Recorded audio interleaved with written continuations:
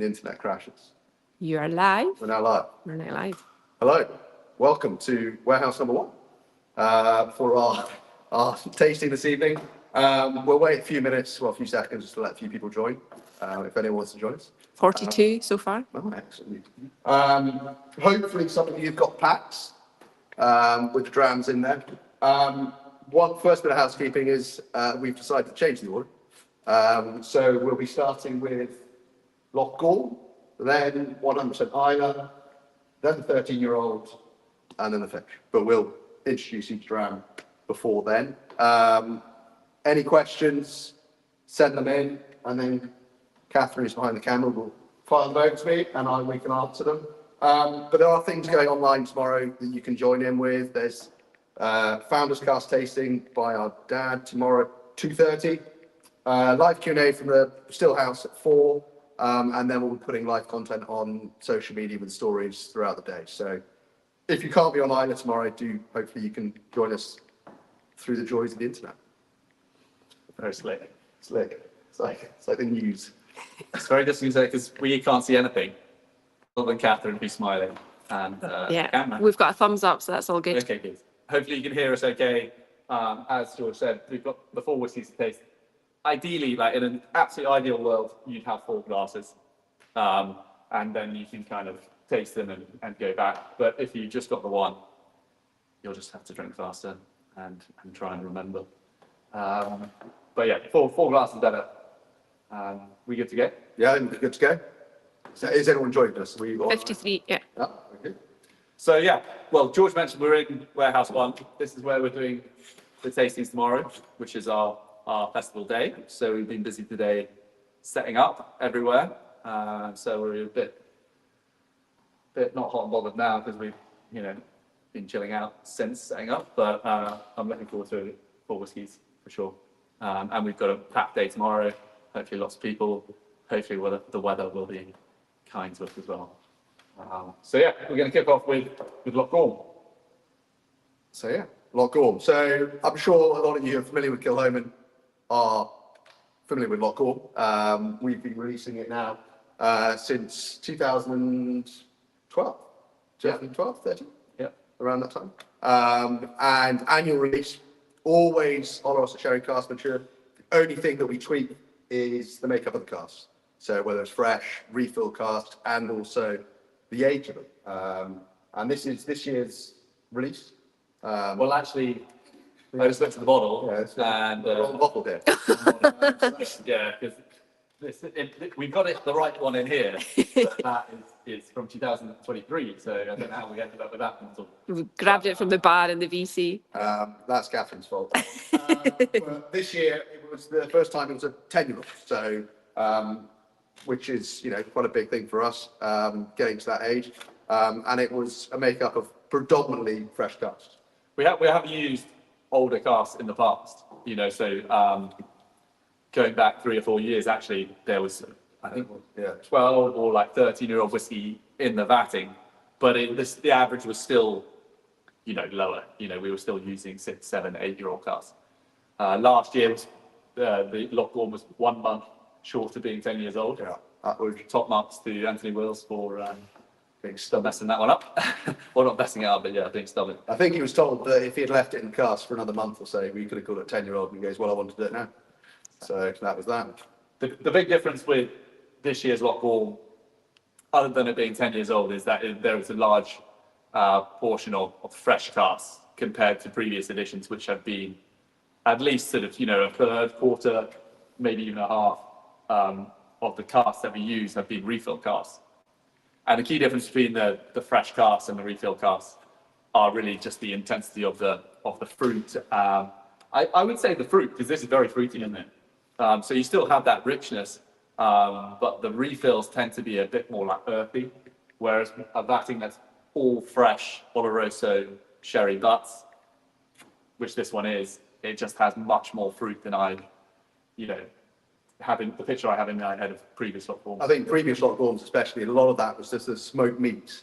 A lot of people talked about sort of barbecue smoked meat, barbecue smoke, whereas that now with these slightly older casks, more fresh casks, the fruitiness really does come forward. And the peat is sort of been, the smoke has been slightly more subdued in that time as well. That's why we decided to taste it first.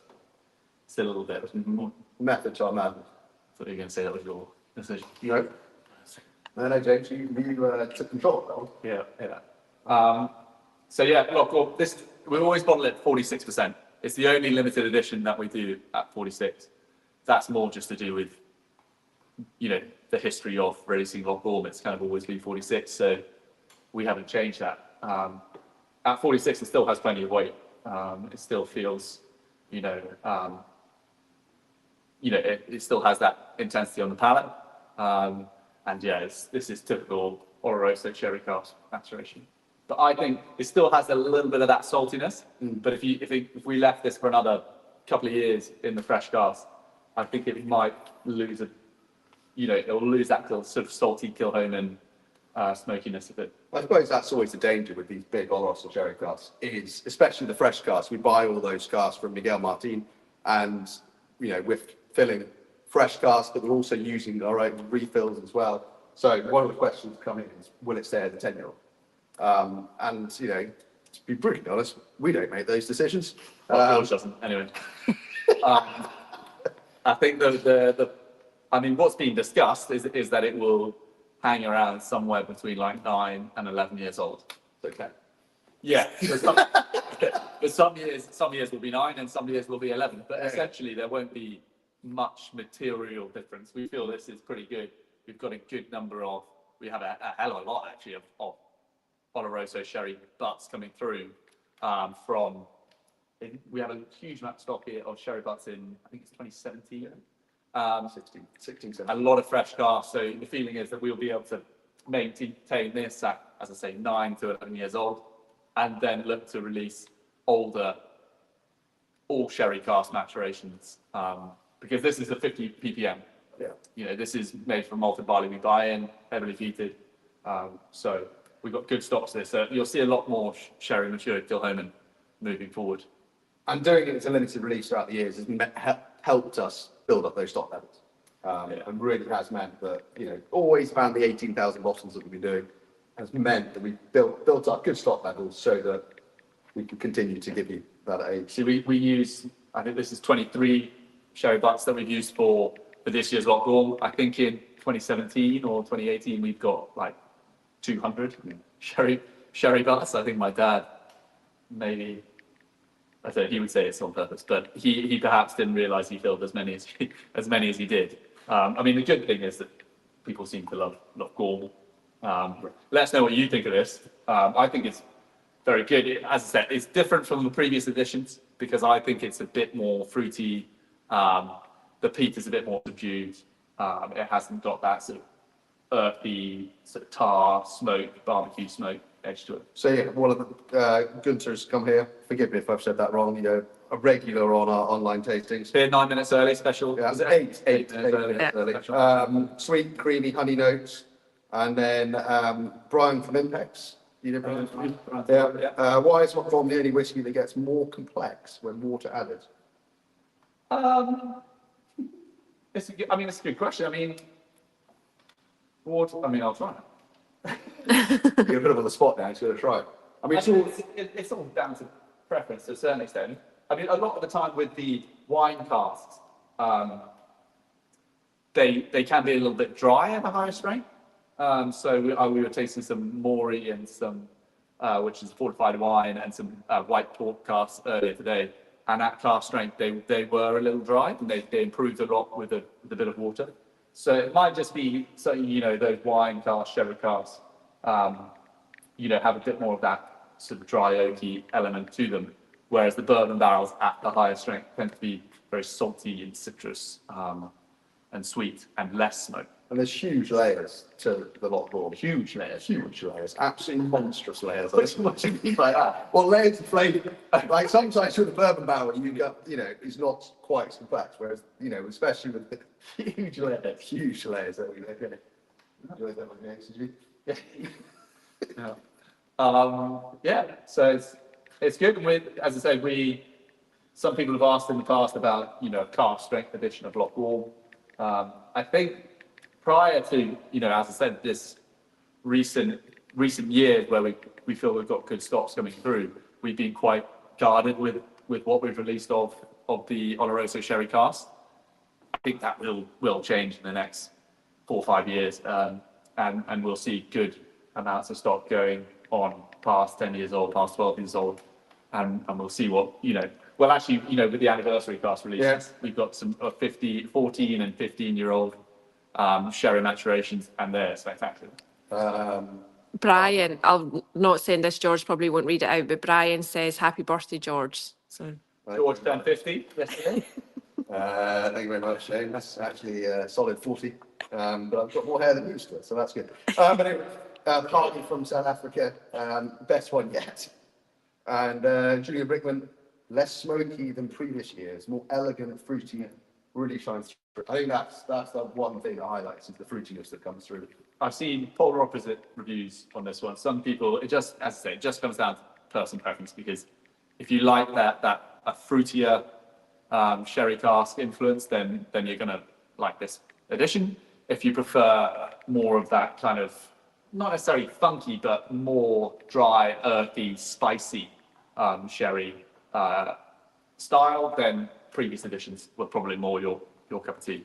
But this is delicious. I really enjoy it. No. Shame that we've got the wrong bottle there, then, but that's a admin error. We keep Catherine up all night. A lot of people joining from South Africa. yeah, a lot of packs went there. A lot of packs there, which is very good. Thank you very much for what time of day is it in South Africa? Similar time of day. Yeah, Yeah. Yeah. but it's stormy out there. George It's going to be very stormy here tonight. So if it starts raining, because we're in the warehouse and you start hearing rain bouncing off the roof, I think the forecast now, a few days ago, was for heavy rain all day tomorrow, but I think that's now hopefully changed. So anyone that's watching this, joining tomorrow, the marquees are up. We fought with marquees for most of the morning and got those up. So there's plenty of shade from the rain. George's delicate hands. Yeah, I've got a couple of blisters though. And that's embarrassing. But yeah, should we talk about 100% Islay and what we're doing on the farm and stuff like that? So the candidates. Oh, you want? We in general. I mean, 100% Islay. So this is probably the one, probably one we're most proud of as a distillery, because of everything that goes into it. And this is last year's edition that we are tasting, the 14th edition.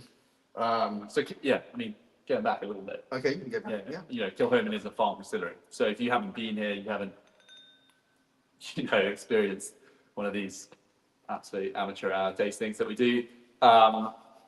We're a farm distillery, and did we explain we're brothers? That's why we're No, we didn't explain that. We didn't really explain much. not normal colleagues necessarily. Anyway.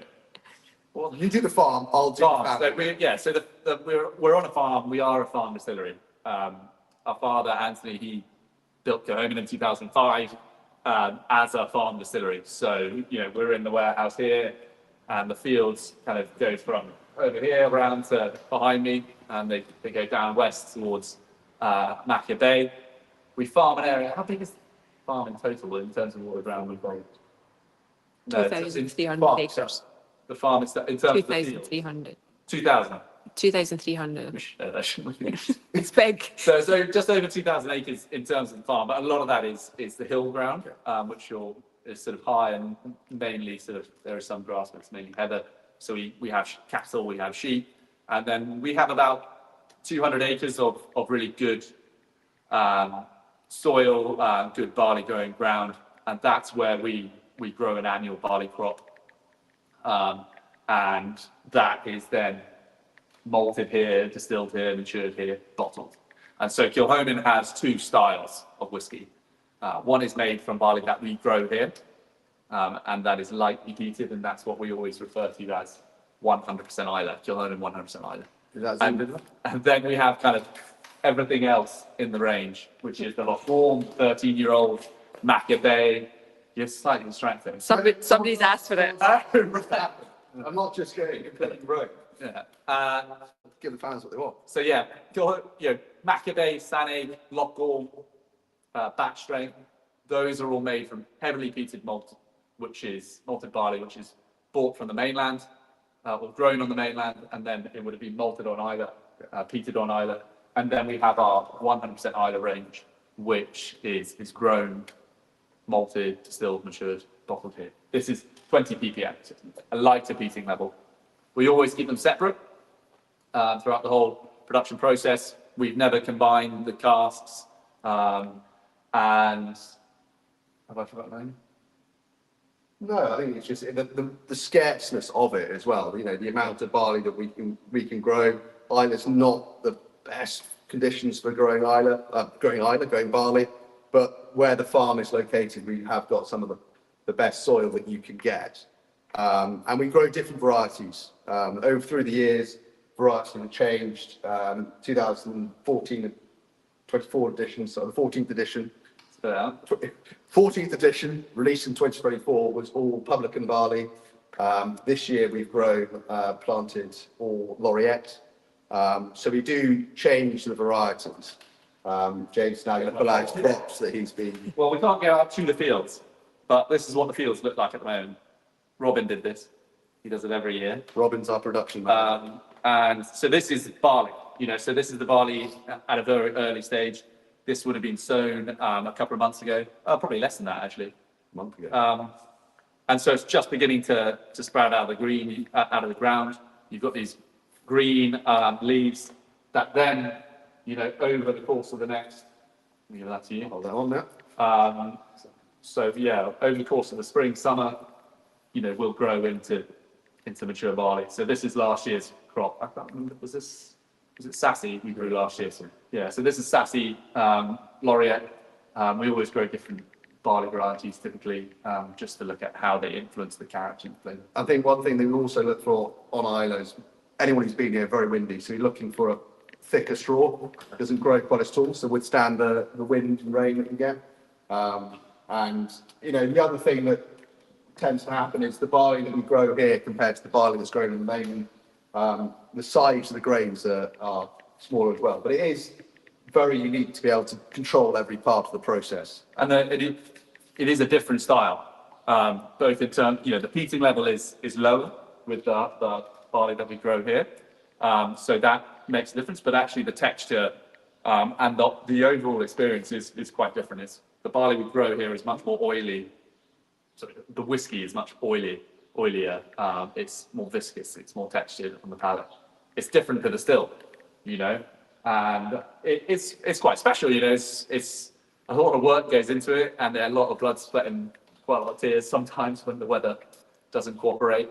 And we are the only people to do this on Islay, to do the whole. I mean, arguably the only distillery to do it in Scotland, but we don't want to get to any boring crap with anyone. So it's unique, and this was the reason my dad set up Kilherman in the first place. He wanted to build a new distillery. He didn't want to necessarily just do stuff the same way that people did in the past. He wanted to do it a bit differently. So the 100% Islay, is a recreation of the farm distilleries that were once on Islay before the industry commercialised. And it is genuinely a lot of work in it, and it's yeah. One of the questions coming in was if our fermentation time and cut points in the distillation are different. No, we distill it exactly the same way as we do with our commercial malt, as we call it. Yeah. But it does. It's the same fermentation, the same still, the same cut points, typically filled into similar casks, although we don't experiment so much with the barley we grow here. Typically we grow about 200 tons, and we can fill about 400 or 500 barrels, typically in a year. We have to rotate the field a bit, so we can't grow in all the barley in all the fields. Barley in every field every year. We have to.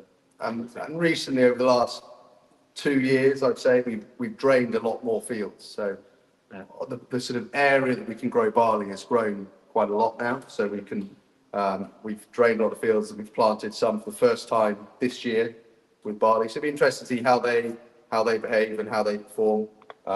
Very different soils. So even though it's a relatively small area, some of the fields are quite sandy soil. Some of them are quite heavy soil. We've got some slightly sort of clay soils as well. So it's interesting to see how the barley performs in each one, and then how it. And I suppose Distills. similar to Loch Gorm, it's an annual release that we tend to release in around September time, which is normally when we try and harvest the barley. And I suppose in the early days when it was first released, it was all bourbon casks we used predominantly for it. And then more latterly, we've added more sherry casks into the battings for it. Yeah. Always bottled at slightly higher ABV as well. It's always been bottled at 50% ever since the inaugural release of it. And what we've got here is a combination of bourbon and sherry casks. So roughly 9-to-1 bourbon to sherry casks that we've used in this. Batten came out last year. It's smoky. You know, this in theory is roughly half as smoky in terms of the barley itself. You know, 100% Islay is 20 ppm, you know, sort of medium, light heating level.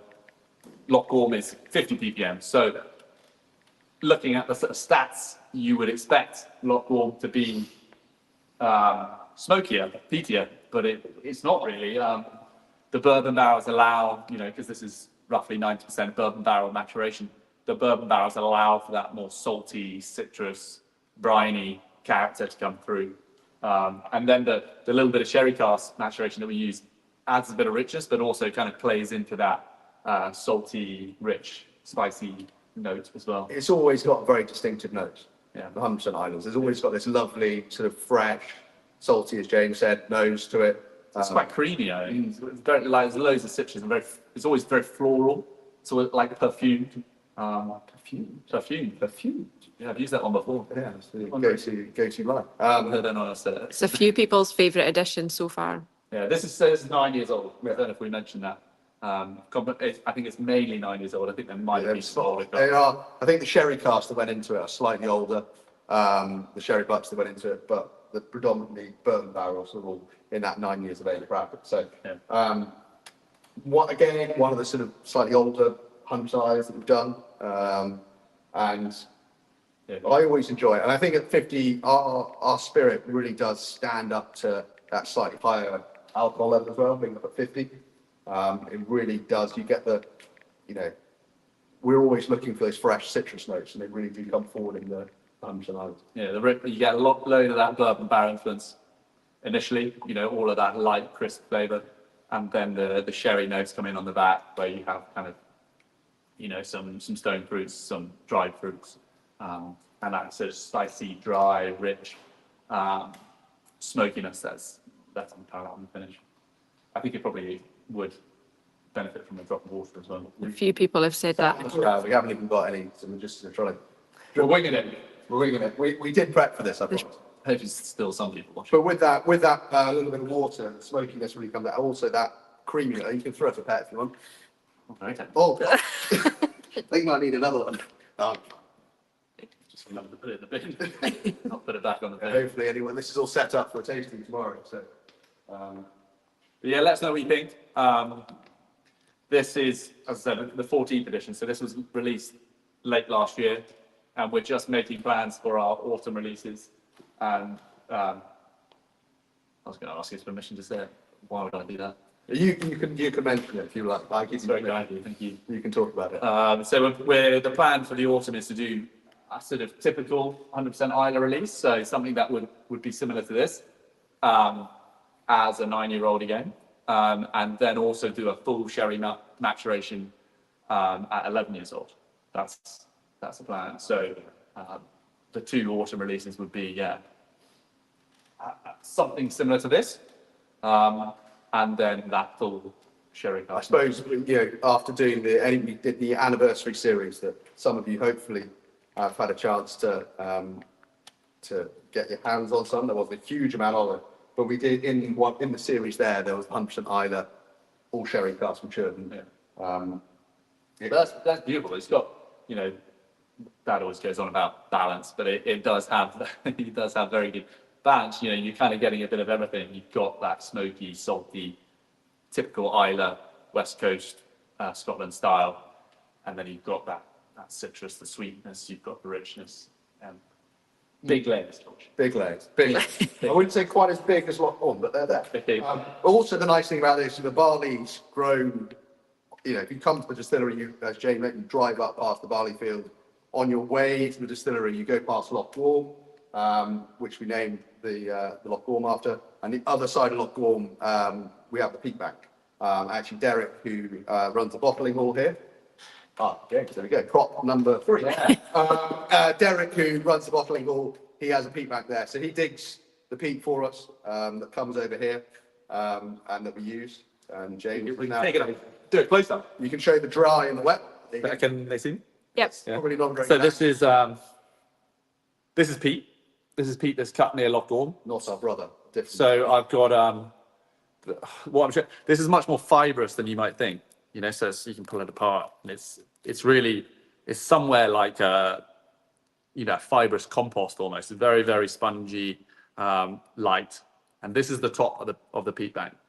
This has got all the smoky flavour in it, and then as you go down, so this has been sliced down into the peat bank. I'm covering myself in peat. Anyway, so you slice down, and so this is near the top, and then as it's essentially decomposed, it gets darker, it gets harder. You know, so this you can pull that apart. That's much harder, and then you end up with something that's much darker, much sort of. This has the texture, the feel of kind of charcoal. Your visual aids are getting a lot of positive feedback. Good. Yeah. Well, James, I can take no credit. Don't poo-poo my visual aids. So yeah, this is peat is. Yeah, let's not get into peat. No, The renewable nature of it. But yeah, this is where all that lovely smoky flavour comes from, and we use it in. This is where all that smoky phenolic flavour is, and then as you go down, it kind of leaches out, and this is closer to kind of burning wood. So we use a combination of the two when we're smoking the barley to get that smoky flavour from here and keep the heat into the the flames and the heat in the fire with the lower peat. But with our own peat bank, I mean, we use a very small amount of. It's about a couple of wheelbarrows Yes. a week. Which is a very technical way of measuring it. But we leave it outside to keep the moisture in it as well. And we're peating. Well, the kiln's on right now. Yeah. And we will be peating it through one day. About 12, 14 hours, yeah. to get so we malt the barley in 4-ton batches. Yeah. That's what goes onto the floor. You'll see the pictures of the barley on the floor on our social media and stuff. And then that 4 tons goes up into the kiln and is smoked. That's where the smoky flavour comes from. It's exactly the same principle as smoking fish and meat. It's the barley sits there and it's germinating, it's moist, it's porous, and the smoke goes up, goes through the barley, and it absorbs the smoke.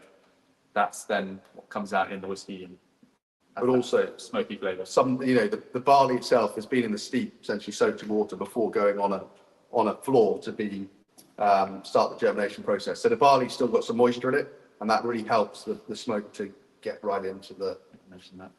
Did you? I obviously switched off, but you didn't mention that. You missed I that. don't know.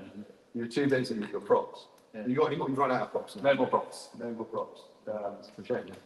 Rely on yours. Not Any other questions? any questions? No. What we've got so far is a drop of water. Islay, general manager, is tuned in. I thought he has better things to do on that surely. He's just probably wondering, we're making sure that we turn the lights off and lock the warehouse up properly, which is more of a concern. People say it's battery water, works really well. So I think everyone is positive. Got to be careful what we say now. Isla's watching. Don't correct us, Isla, if we say anything wrong. Good. So We can move on. We can move on. The next one we're going to try is another new release for this year. Our 13-year-old. Last year, what the year before? 16-year-old was our I think it was 2013. 2023. 2023. Sorry, 2013. It's been a very long day.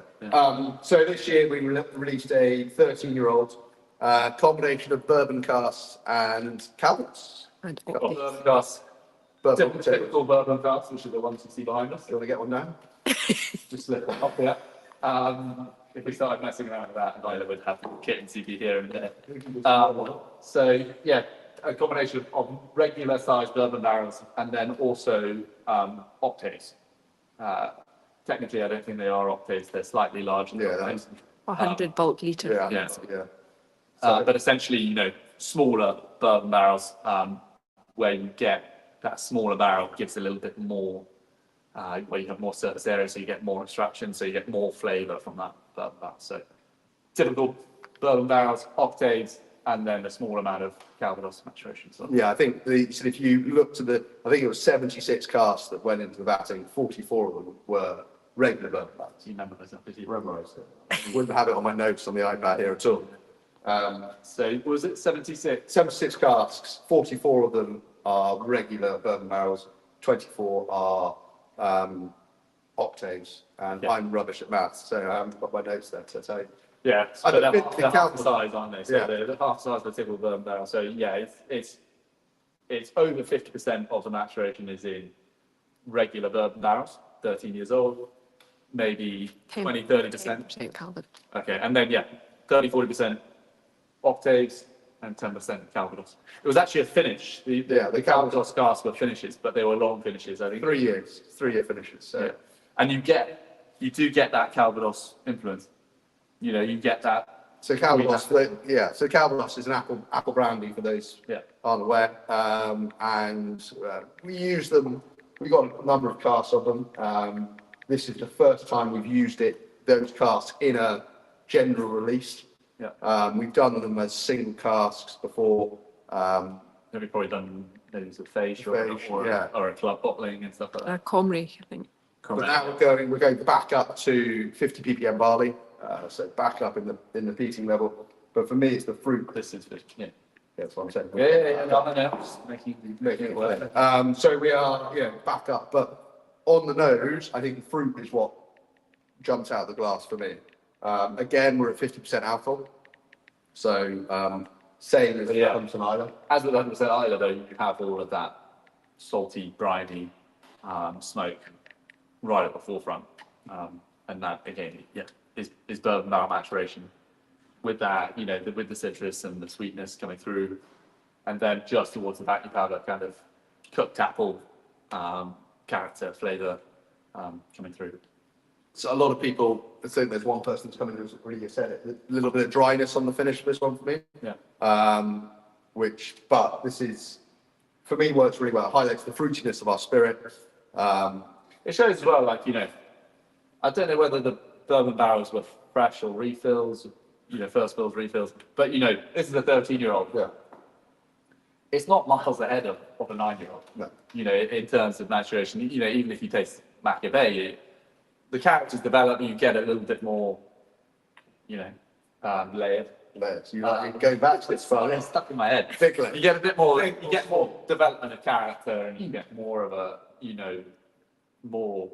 I'm trying to think of another word for layer, but you get more complexity exactly with age. But it doesn't always mean that you have something that's more distinct or more enjoyable. The more older Kilhonans I try, the more I prefer the younger Kilhonans. Well, it's always quite funny now for us doing tastings. Years ago, you start doing tastings, and we're like, when are you going to do a 10-year-old? When are you going to do older expressions? And then you start releasing the older stuff, and they're like, I really enjoyed it when you used to do the young, fresh Kilhonans. So it's that interesting thing that when we started releasing whiskey as a 3-year-old, that was the first time we released whiskey just over 3 years of age. So people have been quite lucky to be able to, taste it from when it was the first ever release, inaugural release, all the way up to 18-year-old that we did this year. And we will continue to release, young Kilhonans, because I think it really shows off the unique side of Kilhonan. Kilhonan is vibrant, it's fresh, it's got both peat and it's got those citrus sweetness. That's what really makes Kilhonan a bit different, and that is most present in a young Kilhonan. And I think that's why we've managed to kind of carve out our own little niche in the Islay kind of enthusiast consumer. So we will continue to do that, and I think we'll continue to experiment with casks. We've got a whole load of experimental cask types that are kind of, again, going to be coming good in the next couple of years. We tasted a few of them today, the white horse and the Moris, the mezcals, that take me 5 years. And so it's going to be really interesting to see what kind of hits its peak. Is that the rain? That's the rain. That's the rain started. Hopefully that doesn't mean the internet goes down. But no, I think it's great to be able to release these old things, and also that we've been going for 20 years this year. So suddenly I think that it sort of not separates us from the other new distilleries, but suddenly when you start releasing 13-year-olds, 15-year-olds, 18-year-olds, people go, oh no, Kilhoman's been around for a lot longer. I think don't think about it. No, I think because you're 40. I am 40. You're not far behind. But I think that also, being the first distillery to open for 125 years on Islay, probably one of the newer ones to open of the sort of current crop that have opened in the last 10 years. It's quite nice to be able to release these older ones so people realise that we aren't quite as young as some of the ones out there. It's just the older stock is still Scarce. Yeah, it is still scarce, but we've always kept some. It's just we can't do big releases. So the recent 20th anniversary releases that we did, they were 5 cask battings, and beyond that, we don't have a huge amount of stock. So you will see more regular releases of Kilhoman at those older age tables, but they will still be a bit of a scarcity, sadly, because we had to pay the bills, 10 years ago, and the only way of doing that was to bottle, what we had maybe in an ideal world would have left for older battings. So, but we also sold a lot of casks to private individuals, and the production levels are nowhere near what we are producing now. We're up over 500,000 litres now. Those days we were 75, I think, 1,000 litres back in those days. And we were selling some casks to individuals. Yeah. 2019 was the big, when we put the second still house in, which meant the production levels really did ramp up. But prior to that, it was, a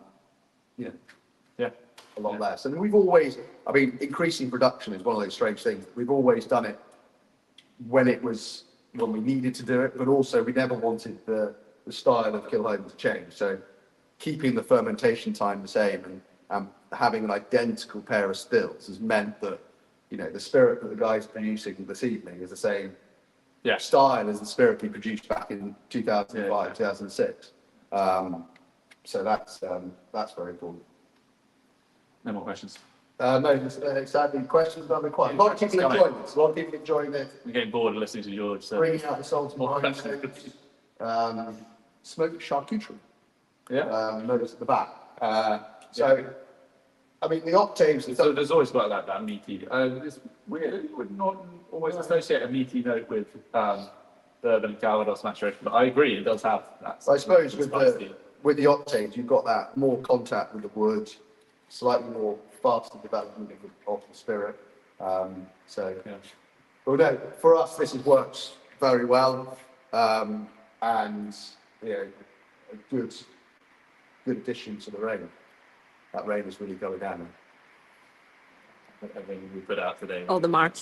Soaking. Good.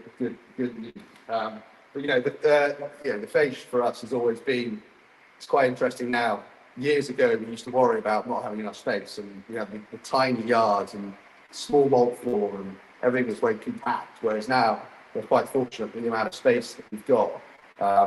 But it does always seem, previous years it's always seemed to rain on our day, but not always. We haven't had rain for a while. It'll make parking interesting. Keeps it raining. Yeah, the field might be a bit slippy. But talking about Fèis Ìle. Oh, it's almost like we teed it up. But we've always tried to release something special, something unique. Gives our dad a chance and Robin to go in the warehouse and find something that maybe we've not tried before, or maybe something that's a little bit older, or something a bit different. And I suppose what we do as well is we don't ship these around the world. They're only made available for people that come over to Islay for the day. So this is our Fèis release this year. that we're going to taste next. So this is 615 bottles. It was a two cask batting. This is made from 100% Islay casks, so it's made from the barley we grow here. These were 2015 casks, weren't they? 9 years old. So grown in 2014 when we grew Publican. Yes. Publican barley. Conviction and Yeah. Isla. If Isla's still listening, He won't know. yeah, he would. He's probably switched off. So yeah, this is two casks. The unique thing about this is that it's Madeira casks. So this is 100% lightly peated barley from Kilhonan, and I don't think, apart from these casks that we filled, the Madeira casks we filled, I think everything else is either in a bourbon barrel or a sherry cask. So this is the only kind of experimental cask types that we have from the 100% Islay stock. Yeah. So in 2015, we released Madeira cask matured.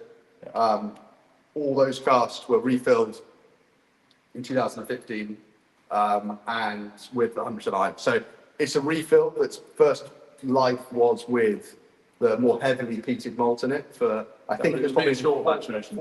maybe 4 years. And then we've refilled them back. So there's still a lot of life in the casks. Yeah. So first maturation, 4 years. So these aren't really a refill cask as such. There's still a lot of life in them. And this is, as a 9-year-old, full Madeira cask maturation. Or is it cask strength? Yeah, 57.5. .5. First thing I get is sort of like caramel, salted caramel, loads of caramel. Sort of leathery. There's a fruity note that I can't put my finger on. But it's the Madeira casks are somewhere between like a port and an Oloroso sherry. They have kind of a lot of fruitiness, but they have some real richness and spiciness as well. So I know that a lot of people have said to me recently that they like Madeira cask maturations. And this is, there's not a lot of heat on the nose. I don't know if I'm just conditioned. I think also with the higher alcohol, sometimes that you don't quite get it. So maybe with a few drops of water in a minute, you might open up a bit more smoke. But for me, it's that Madeira salted caramel note that really comes out, and the creaminess on the palate, very sort of viscous. He says, well, I do say so. Yes, he's staring at me. Right. Here we go. One question for you guys. What's your favourite type of cask to finish? If you had any choice, you could go wine. Interesting question. Was it? Righty. I really like these mezcal casks that we've got. I just think they're different, unique.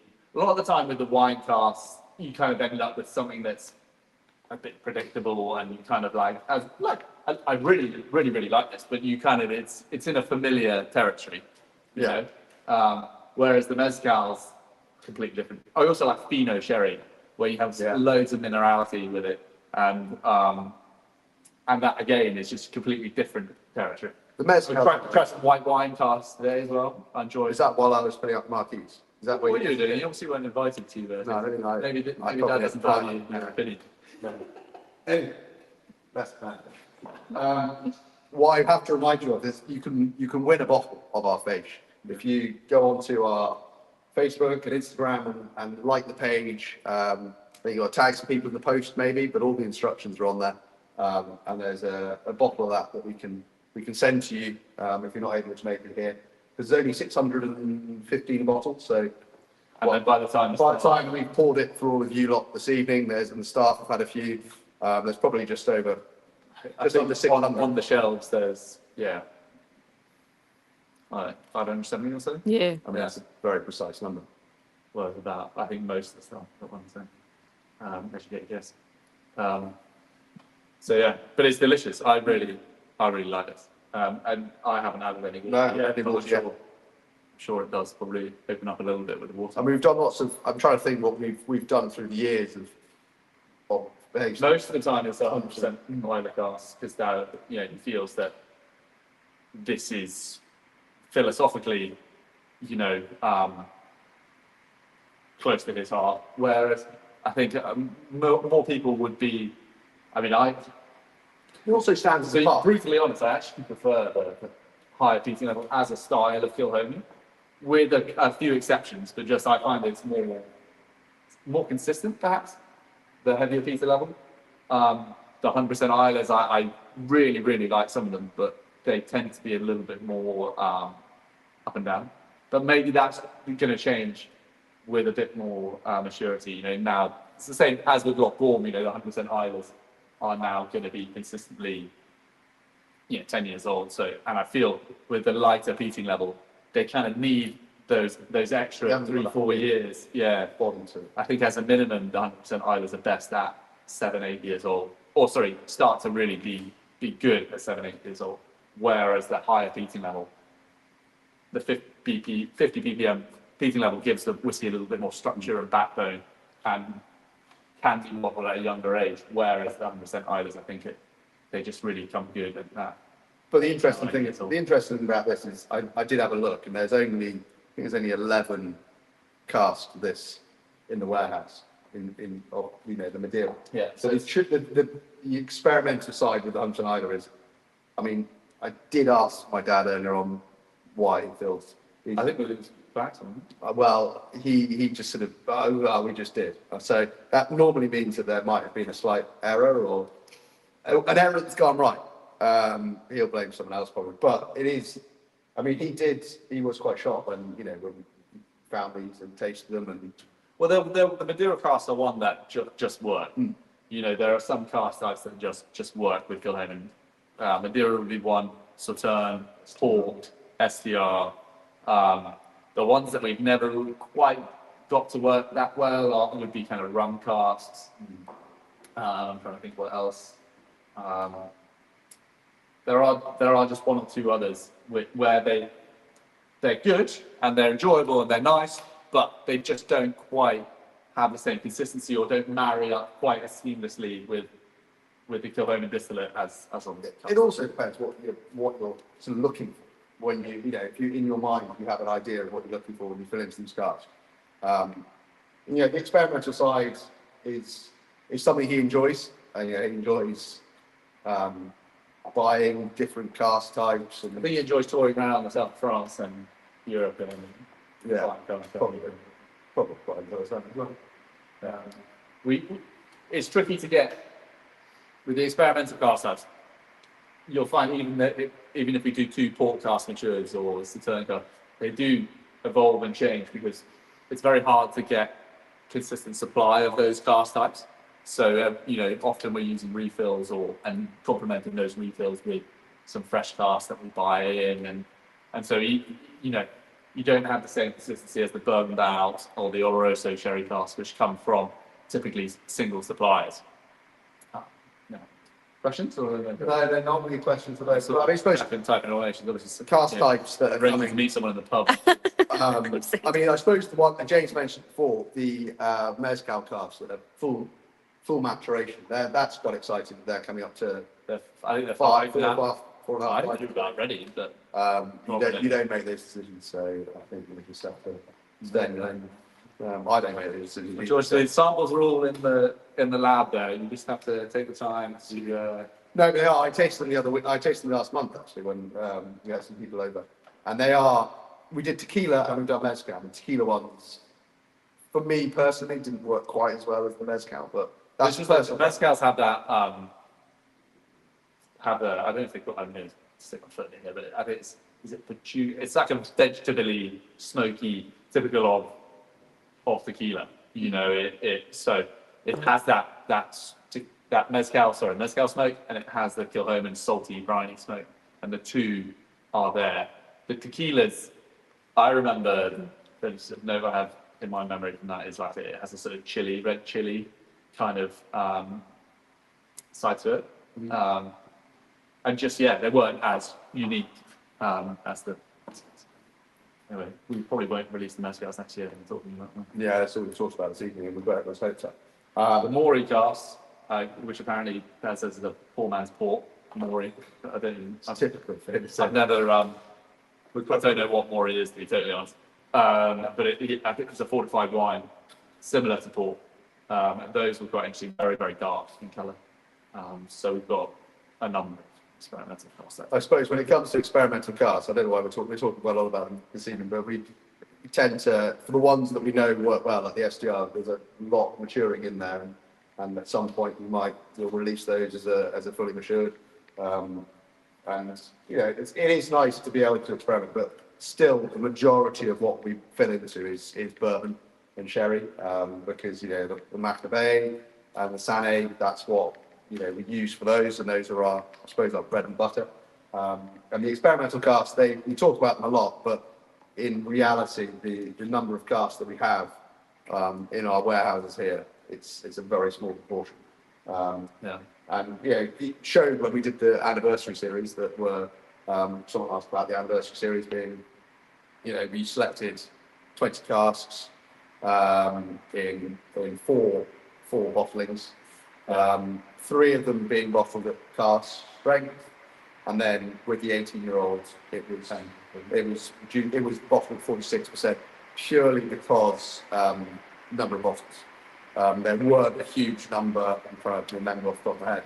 I think there were only 60 bottles in the UK, is what I remember. So not a huge number, so that was reduced down to 46. I can't remember the last question. Any last questions? Get them in. Should we do a little spin round? What do you want to say? Well, I don't know. Just they might like to see around the place. We've shown this sitting down in the rain outside. Is that what you want to do? So this is cask number 1. Well, sorry, warehouse number 1. So we've got tastings in here today. Oh, sorry, tomorrow we've got tastings in here. So this is all set up for tomorrow. It's kind of a, functional tasting space. We've got the sort of vatting tanks over there with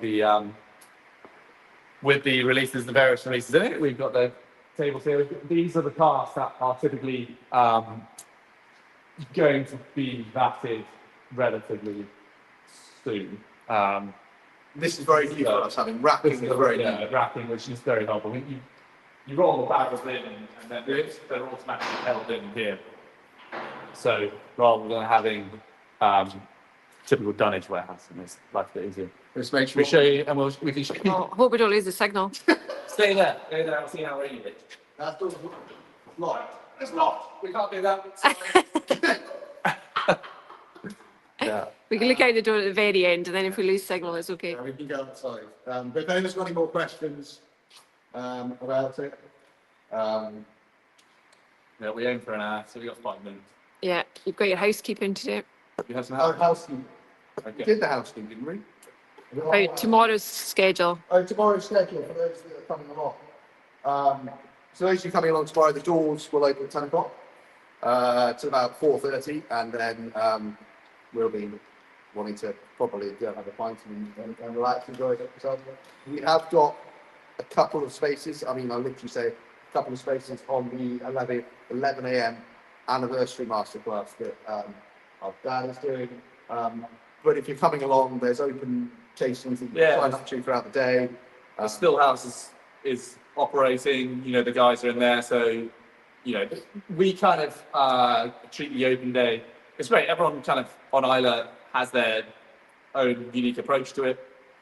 Our kind of approach is just come and see what we do. So Every the floor maltings is going on. You can go in there, try the floor malting. The barley's on the floor. You can see the kiln. You can see the guys are in there. So any questions you want to ask them, it's a warehouse. you get an unvarnished response probably. Where one of the warehouses is open, so you can go up there, and there's various different casks that we're filling into, so you can ask questions about the cask sizes. We've got bands, we've got all the whiskey you can imagine from Kilhoman on the bar, cocktails, barbecue, open tasting, barbecue, all sorts going on. So and the rain's in the stock. You can't make it this year, then come next year. But even if you don't fancy Fèis as a time of year, do come and visit us, because it's you can only really understand what we do or fully understand what we do when you see the barley fields, when you see the malt floor, when you see the distilling and the maturation and and get an idea for this. online. Yeah, but if you can't, you can tune in online. You can do that. You can you can I sit just want in, to make that sound like a bad word. you can sit in and listen. Our dad's tasting is being Oh, yeah, we're live streaming, at 2:30. So if you've got a quiet hour at work, you can listen to that. It's normally quite sort of to the point. You'll warts and all. And then there's also Q&A for the guys in the still house. So you can send in your questions, and they'll be in there answering those. Cheers. We, Time for a pint. we can brave the rain now if you want. So if we lose, you can say your goodbye in case we lose signal. Okay, I'll say goodbye. Thank you very much for tuning in. James now wants to stay outside and say that it's raining. Sounds like it's pretty rainy. Excellent. So, thanks very much. It's not really much anymore. Has been. Still got signal? Yeah. Some wet barley fields down over there. Full house steaming away. The tractor's up there, ready to take people on farm tours. You can't see that. Back of my car. But yeah, thanks very much. Thanks for joining. We'll see you all soon, I hope.